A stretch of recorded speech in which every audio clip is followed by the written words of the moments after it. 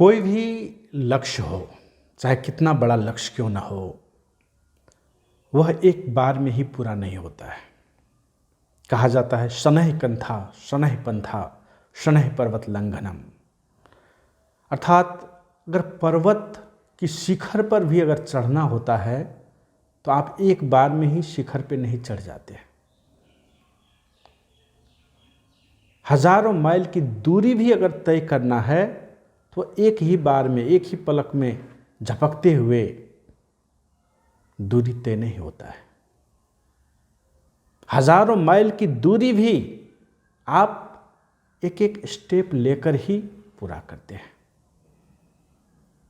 Mount Everest की चोटी को भी आप एक एक स्टेप लेकर ही फतेह कर पाते हैं। तो कोई भी लक्ष्य कितना बड़ा क्यों ना हो, उसे पूरा करने के लिए स्टेप ही लेना पड़ता है, छोटा छोटा स्टेप लेना पड़ता है,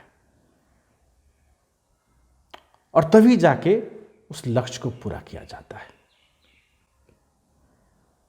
और हम सब ने जो भी लक्ष्य लिया है उसे पूरा करने के लिए अभी का तात्कालिक लक्ष्य ये है कि अगला निर्वाचन जो है, जो होने वाला है, उसमें क्लीन स्वीप करके पूर्णतः विजय हासिल करना। अगला जो निर्वाचन होगा स्थानीय तह का होगा, प्रदेश तह का होगा, संघीय तह का होगा, उसमें मधेश में पूरा का पूरा कब्जा करना है। यही हमारा अगला स्टेप है, अगला लक्ष्य है अभी के लिए।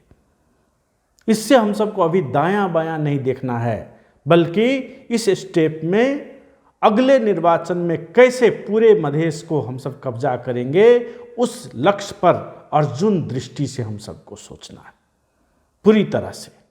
और जो 3000 स्थानीय तह है लगभग मधेश में, उसमें हर एक जगह अपना उम्मीदवार को उठा के उसको सशक्त रूप में प्रशिक्षण देकर, समर्थन देकर, जनाधार निर्माण करके हर एक जगह पर विजय हासिल कराना है। और उसी के लिए हम सब अभी से हर एक बूथ स्तर तक समिति निर्माण, वड़ा में समिति निर्माण, गांव पालिका नगर पालिका में समिति निर्माण करके हम सबको आगे बढ़ते जाना है। और उसके लिए ये नहीं कि निर्वाचन के समय में लगेंगे, उसके लिए अभी से हम सबको लगना है। अभी से विजय कैसे हासिल होगा उसके लिए पूरा का पूरा जी जान लगा देना है। यही हमारा अगला लक्ष्य है। और निर्वाचन के लिए हमारी तैयारी इस तरह से हो कि निर्वाचन से पहले ही वहाँ पर पूरा का पूरा कब्जा दिखाई दे। ये नहीं कि निर्वाचन का रिजल्ट को हमको इंतजार करना पड़ेगा, ऐसी बात नहीं। वह विजय पहले ही दिख जाना चाहिए, ऐसी तैयारी हम सबके पास होना चाहिए। वैसा तैयारी करके हम सब निर्वाचन में जाएं।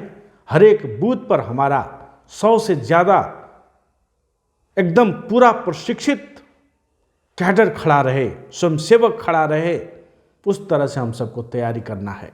हर एक बूथ स्तर पर हमारा 100 से ज़्यादा एकदम हार्डकोर कैडर, प्रशिक्षित कैडर वहाँ पर रहना चाहिए।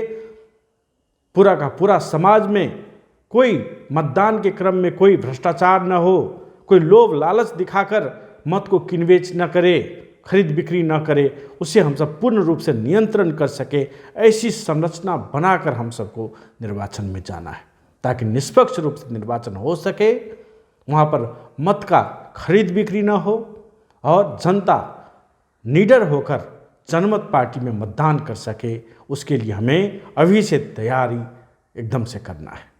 उसी हिसाब से हमें आगे बढ़ना है। और हमने राष्ट्रीय परिषद की बैठक में 2075 साल चैत में जो राष्ट्रीय परिषद की बैठक हुई थी, उसी में जब पार्टी घोषणा की गई थी, जनमत पार्टी की घोषणा की गई थी, उसी में स्पष्ट कह दिया गया था कि हमारा लक्ष्य है अगर अभी हम सब 1 लाख है तो हमारा लक्ष्य है कि 15 लाख हार्डकोर कैडर बनाना। तो इसका मतलब ये होता है, अगर पुराना एक आदमी कहीं पर मौजूद है तो वहाँ पर 14 आदमी नया होना चाहिए। तब जाके अर्थ हुआ कि संगठन विस्तार हुआ है, संगठन बढ़ा है। अगर खाली पुराने लोग ही रह जाएंगे, वही के वही सेम लोग रह जाएंगे, उतना ही लोग रह जाएंगे, तो संगठन का विस्तार नहीं हुआ। इसीलिए ये एकदम याद रखना है, संगठन को विस्तार करने के समय में जो हम सब ने लक्ष्य घोषणा किया था कि अगर हम सब 1 लाख आज हैं तो 15 लाख हार्डकोर कैडर बनाना हमारा लक्ष्य है, जो पूरा समाज का अवस्था और व्यवस्था को परिवर्तन कर सके, समाज में आमूल परिवर्तन ला सके। ऐसे हार्डकोर 15 लाख कैडर को बिल्ड करना है हम सबको। उसके लिए हम सब दिन रात लगे रहे, उसी हिसाब से हम सब आगे बढ़ेंगे तो निर्वाचन में भी विजय हम सब हासिल कर पाएंगे। और उसके लिए योजना है ईटीटी का। जनमत पार्टी ने उसी समय योजना लाई थी ईटीटी का, मतलब पहले एक्सपेंशन करना है।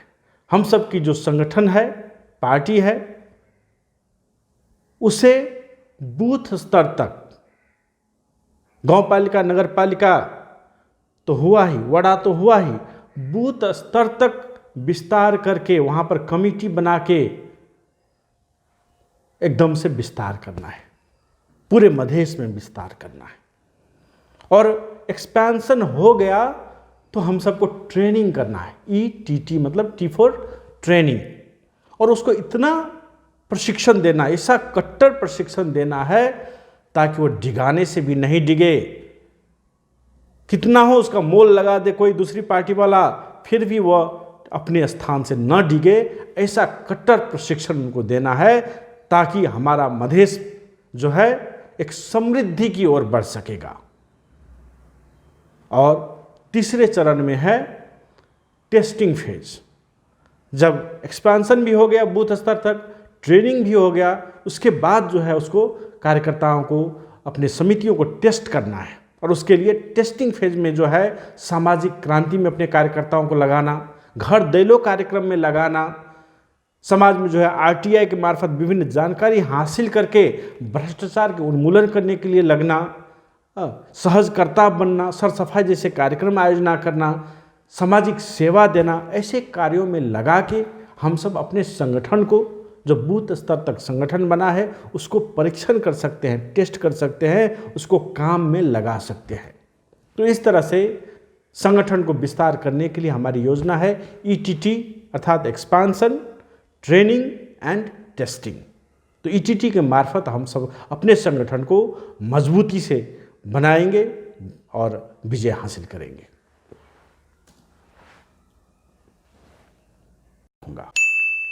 आगे क्या करना है? संगठन है तो हम सभी हैं, संगठन रहेगा तो ही हम सब कुछ कर पाएंगे, संगठन रहेगा तो ही हम सब सुरक्षित भी रह पाएंगे। इसलिए संगठन विस्तार और सुदृढ़ करना हमारे लिए सबसे महत्वपूर्ण काम है। अभी के लिए घोषणा पत्र, प्रशिक्षण पुस्तिका, फ्लेक्स प्रिंट 15 बूंदे वाला, पर्चा पंपलेट और सदस्यता ठेली और जनमत पार्टी का ऐप्स या वेबसाइट की जानकारी, यह हर हमेशा अपने पास रखें। यह आपका अस्त्र शस्त्र है। फील्ड पर जाएं, सदस्यता अंधाधुन काटें। हमें 15 लाख सदस्यता काटना है। सदस्यता बांटने से पहले फ्लेक्स प्रिंट या वीडियो दिखाकर छोटा छोटा कार्यक्रम भी कर सकते हैं। सदस्य बनने के बाद उन्हें प्रशिक्षण दें। जनमत पार्टी क्या है, क्या करेगी और कैसे हर हालात में हमें जनता के वोट का दुरुपयोग या खरीद बिक्री करने में रोकना है और जनमत पार्टी के चुनाव चिन्ह में ही कैसे जनता का वोट लेना है, इसके लिए प्रभावकारी प्रशिक्षण दें। वडा, गांवपालिका, नगरपालिका और निर्वाचन क्षेत्र में निर्धारित न्यूनतम सदस्य संख्या पहुंचने पर अधिवेशन करा के निर्वाचित समिति और पदाधिकारी चयन करें। अगले निर्वाचन को लक्षित करके निर्वाचन में विजयी हो सकने वाले और पार्टी के प्रति नितांत वफादार और अनुशासन में रहने वाले उम्मीदवार को तलाश करें, उन्हें प्रशिक्षण देकर और उनके लिए टीम बनाकर चुनाव की व्यापक तैयारी में जुट जाएं। जहां पर संगठन मजबूत हो गया है और अधिवेशन हो चुका है, वहाँ पर कार्यकर्ताओं को सक्रिय रखने और समाज में अपना स्थान बनाने के लिए निम्न तरह से काम कर सकते हैं, जैसे कि सामाजिक पहरेदार, इसमें एंटी करप्शन स्क्वाड बना सकते हैं, नागरिक पत्रकारिता का काम कर सकते हैं, मानव अधिकार संरक्षण का काम कर सकते हैं, स्वयंसेवक दस्ता बनाकर काम कर सकते हैं और सामाजिक सेवा में सर सफाई कार्यक्रम कर सकते हैं, प्रभात फेरी कर सकते हैं, कोचिंग खोल सकते हैं, काउंसलिंग कर सकते हैं। इस तरह की सेवा हम सब दे सकते हैं। वोट नहीं, यह हम सब का भविष्य है, इसे मत बेचें। कहीं भी जाते हैं तो जनता में वोट नहीं बेचने के लिए जागृति लाती रहनी पड़ेगी। उन्हें अनेकों तरीके से डर, धमकी, त्रास, लोभ, लालच में नहीं आकर स्वतंत्र रूप से जनमत पार्टी के लिए मतदान करने के लिए प्रेरित करते रहना पड़ेगा। उसके लिए कथा, कहानी, दृष्टांत आदि का भी हम सब सहारा ले सकते हैं। जैसे कि एक बूढ़ा बाबा और गधा की कहानी थी, उस कहानी को भी हम सब सुना सकते हैं। इसलिए जनता को सचेत होना है कि स्वयं को गधा और कुत्ते की तरह न बेचें, अपने आत्मसम्मान और राजनीतिक अधिकार को महज 2-4 हज़ार में न बेचें, अपने बाल बच्चों के अनमोल भविष्य को 2-4 हज़ार में न बेचें।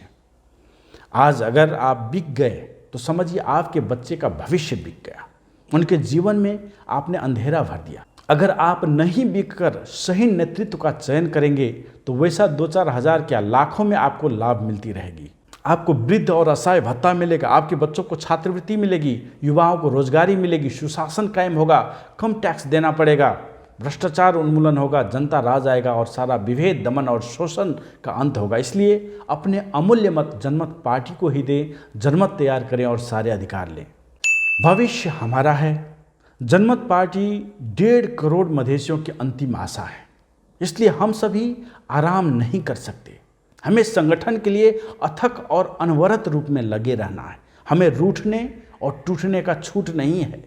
हमें दिन रात को एक करके काम करना है, क्योंकि हमें पूरा का पूरा मधेश के ऊपर कब्जा जमाना है और सामुदायिक स्वराज लाना है। जनता राज कायम करना है, घर घर में रोजगारी, सुख और समृद्धि लाना है।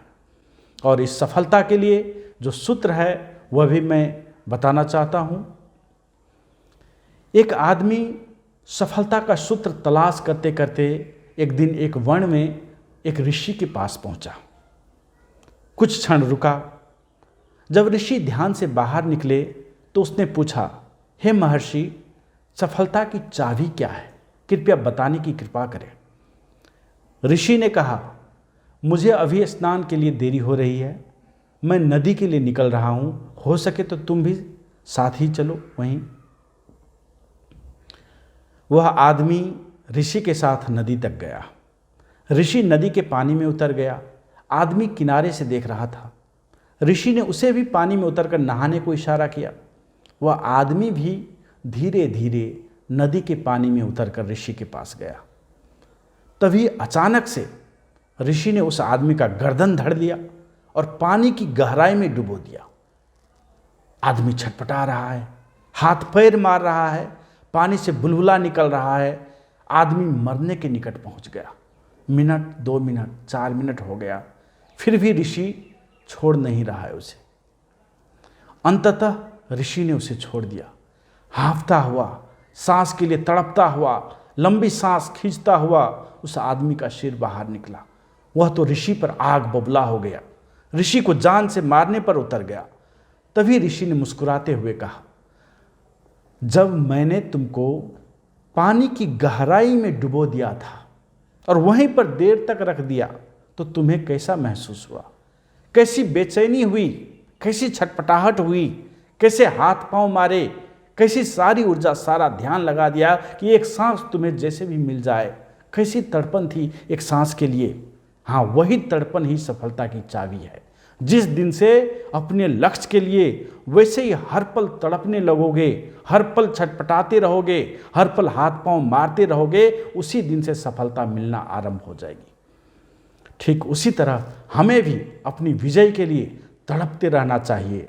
हर वक्त वह छटपटाहट हमें लगे रहना चाहिए, वही हमें सफलता दिलाएगा।